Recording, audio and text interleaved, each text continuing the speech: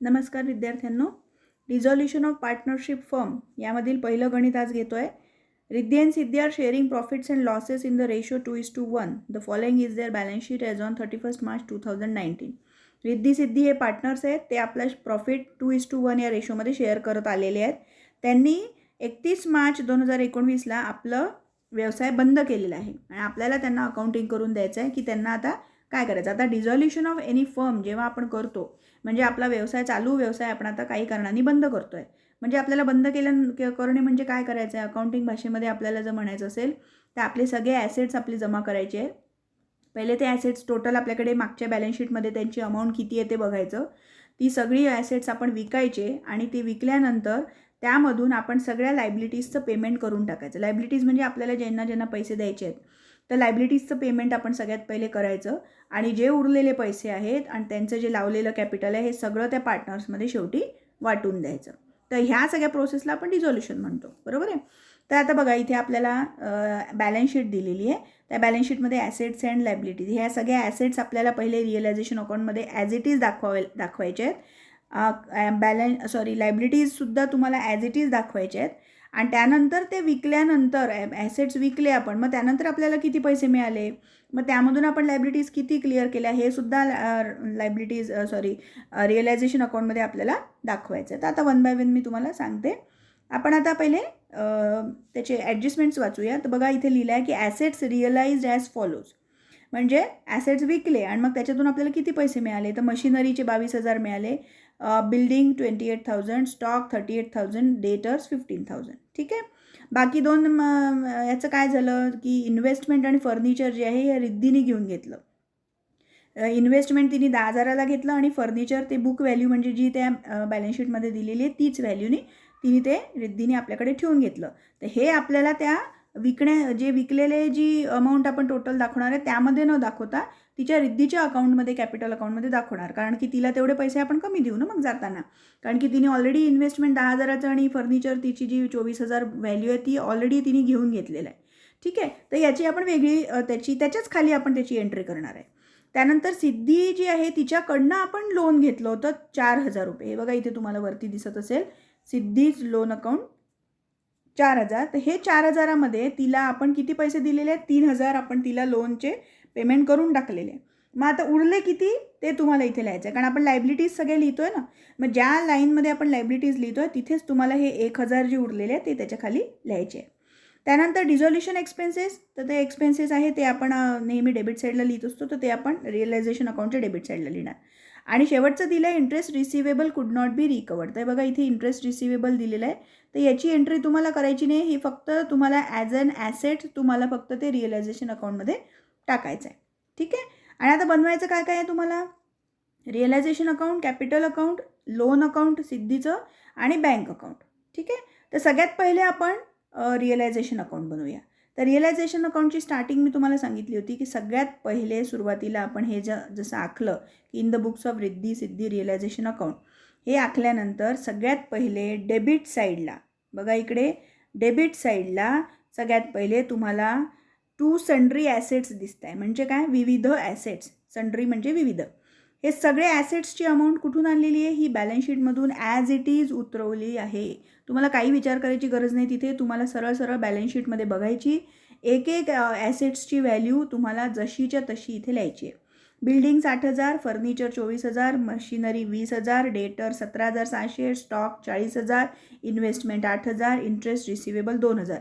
याच्यामध्ये फक्त काय नाही आलेलं आहे. RDD नाही आलं आहे. तर RDD is not our asset. RDD आपली लायबिलिटी आहे. ती बघा आपण इकडे लिहिलेली आहे. RDD अपोजिट साईडला जातं तर ते आपण इकडे लिहिलेलं आहे. आणि दुसरं नाही आलं त्याच्यामध्ये बँक. तर बँक आणि कॅश आपण तिथे लिहित नसतो. बँक आपण बँक अकाउंटमध्ये दाखवणार आहे. बँकेची जी अमाऊंट आहे बँकेमध्ये असणारे जे पैसे आहेत तर त्याचे जो हिशोब आहे तो आपण बँक अकाउंटमध्ये दाखवणार. तर अशा रीतीने आपण हे सगळे बॅलन्स शीटमधल्या पूर्ण ॲसेट्सची अमाऊंट आपण इथे ड्रॅग केलेले म्हणजे जसेच्या तसे उतरवले. सेम आपल्याला सन्ड्री लायबिलिटीज सोबत करायचं आहे. हे बघा इथे सन्ड्री लायबिलिटीज तुम्हाला दिसतात आहे. याचा अर्थ काय की बॅलन्स शीटमधून तुम्हाला लायबिलिटीज उतरवायचे आहेत. फक्त त्याच्यामध्ये काय नाही आले पाहिजे. प्रोव्हिजन्स म्हणजे हे रिझर्व फंड वगैरे जे करतो ना आपण बाजूला पैसे काढून ठेवतो वेगवेगळ्या प्रकारचे प्रोव्हिजन्स त्या नाही आहेत इथे. तर याच्यामध्ये RDD आलं, RDD आपली लायबिलिटी असते आणि क्रेडिटर्स हे दोनच राहतात तिथे. ते बघा तुम्हाला इथे दिसत असेल की इथे कोणते कोणते राहिलेले आहेत बघा. हे कॅपिटल नाही येणार, रिझर्व्ह फंड नाही येणार, सिद्धीचं लोन अकाउंट आहे ते या सिद्धीशी रिलेटेड आहे. ते रिझर्व्ह आपलं म्हणजे व्यवसायाशी रिलेटेड नाही, म्हणजे व्यवसायाशी म्हणजे त्या फर्मशी रिलेटेड नाही आहे, फर्मचं नाही आहे. तर त्याच्यामुळे हे फक्त क्रेडिटर्स इथे येणार आणि तिकडचं RDD येणार, जे आपण मायनस करून दाखवतो आपण ॲसेट्समध्ये. तर हे बघा इथे क्रेडिटर्स 30,000 लिहिलेलं आहे आणि RDD 1600 लिहिलेलं आहे. ठीक आहे. तर सगळ्यात पहिले आपण काय केलं रिअल, आता हे गणित पहिलं आहे म्हणून तुम्हाला व्यवस्थित मी समजून सांगते, लक्षात ठेवायचं. रिअलायझेशन अकाउंट जेव्हा आपण बनवतो तेव्हा सगळ्यात पहिले डेबिट साईडला बॅलन्स शीटमधल्या सगळ्या ॲसेट्सला जसंच्या तसं अमाऊंट आणून इकडे लिहायची आहे. फक्त त्याच्यामध्ये काय नाही येणार, कॅश आणि बँक याचे पैसे जर असतील तिथे, कॅश अकाउंट किंवा बँक अकाउंट ते तिथे येणार नाही. आणि त्यानंतर दुसरे स्टेप आहे तुमची क्रेडिट साईडला तशाच तुमच्या बॅलन्स शीटमधल्या सगळ्या लायबिलिटीज, ज्यामध्ये फक्त कॅपिटल आणि प्रोव्हिजन्स वेगवेगळे जे असतील, जसं जनरल रिझर्व्ह वगैरे, हे येणार नाही. बाकी क्रेडिटर्स आणि जनरली क्रेडिटर्स, RDD किंवा बिल्स पेएबल ह्या तीनपैकीच इथे जनरली येतात. हे 2-3 गोष्टी लक्षात ठेवा. तर त्या आपण इथे लिहिलेल्या आहे. त्यानंतर पुढची प्रोसेस आहे तिसऱ्या नंबरची, की आपण आता ही सगळी ॲसेट्स आपण इथे कशाला आणली, की आपल्याला कळलं पाहिजे की आपल्याकडे किती टोटल ॲसेट्स आहेत. तर त्याची टोटल आपण केलेली आहे बघा, 1,71,600 एवढी ॲसेट्स आपल्याकडे आहे. ठीक आहे. आता आपण त्याला विकल्यानंतर बघा विकण्याची अमाऊंट जी आहे रिअलाइज्ड अमाऊंट, जी ती रिअलाइज्ड अमाऊंट इथे दिलेली आहे की मशिनरी 22,000ला, बिल्डिंग 28,000ला, स्टॉक 38,000ला आणि डेटर्स 15,000ला विकल्या गेले. तर ते अमाऊंट आपल्याला या लायबिलिटीच्या खाली आता उतरवायचे आहेत. तर बघा इथे बँक अकाउंट लिहिलेलं आहे, म्हणजे बँकेत पैसे जमा झाले आपण हे जे विकले तर म्हणून त्याला बँक अकाउंट म्हणतो. तर हे बघा इथे लिहिलेलं आहे बिल्डिंग, डेटर्स, स्टॉक आणि मशिनरी ही आपण विकली आणि आपल्याला टोटल अमाऊंट मिळाली आहे 1,03,000. ठीक आहे. त्यानंतर त्यांनी म्हटलेलं आहे की रिद्धीनी 2 ॲसेट्स घेऊन घेतलेल्या आहेत, ते टूक ओव्हर केल्या, म्हणजे तिने पैसे त्याचे भरले. तर काय घेतलं आहे, इन्व्हेस्टमेंट 10,000ला घेतलं आहे, त्याची आपण इकडे वेगळी एंट्री करणार आहे. आणि फर्निचर तिने बुक व्हॅल्यू घेतली आहे. बुक व्हॅल्यू म्हणजे काय, की फर्निचर बघा इथे आपण ॲज इट इज जे उतरवलं होतं ते कितीचं होतं, 24,000. तीच त्याची बुक व्हॅल्यू झाली. तर तिने ते बुक व्हॅल्यूज त्या फर्निचरच्या याच्यामध्ये ॲड केली आहे, म्हणजे ती बुक व्हॅल्यूनेच तिने ती खरेदी केली आहे, त्याने कमी नाही केले पैसे.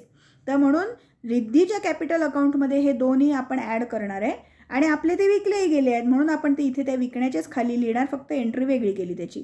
तर टोटल आली आपली त्याची 34,000. ठीक आहे.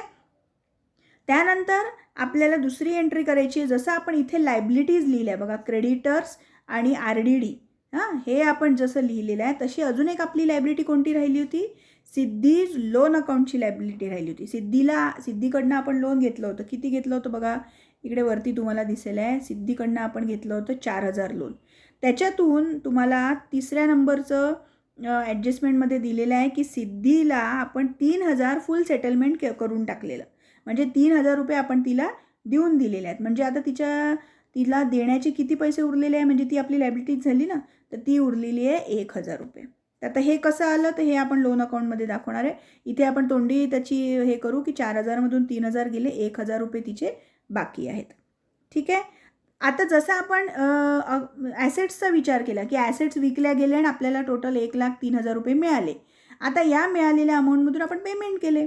तर पेमेंट कशाचे करतो, जनरली सगळे लायबिलिटीज आपण त्याला फुलफिल करतो. तर आपण हे 30,000 रुपये लायबिलिटी आपण पे केली. तर हे बघा हे 30,000 रुपये इथे आले. RDD जे आहे ते ऑलरेडी आपण त्या डेटर्समधून मायनस करून दाखवलेलं आहे तिकडे, त्याच्यामुळे ऑलरेडी ते मायनस झालेलं आहे, त्याच्यामुळे हे पेमेंट करायची गरज नाही आपल्याला. 30,000 आपण पेमेंट केलं. आणि एकच लायबिलिटी आहे आपली. दुसरं अमाऊंट कोणती आहे, ही 4,000. तर ही आहे डिझॉल्युशनचा खर्च, म्हणजे डिझॉल्युशन एक्सपेन्सेस किंवा रिअलायझेशन एक्सपेन्सेस ज्याला म्हणतात, तो 4,000 रुपये, म्हणजे ही सगळी प्रोसेस करायला लागणारा खर्च तो झाला 4,000 रुपये. तर तो आपण इथे लिहिलेला आहे. असं करून टोटल आपण किती खर्च केला आहे, 34,000 रुपये आपण पे केलेले आहेत. ठीक आहे. आणि मग आपण केली याची टोटल. तर टोटल आली आपली 2,05,600. 2,05,600 डेबिट साईडची जास्त आली, तीच आपण इकडे लिहिली क्रेडिट साईडला, आणि वरचे सगळे अमाऊंट आपण मायनस केले.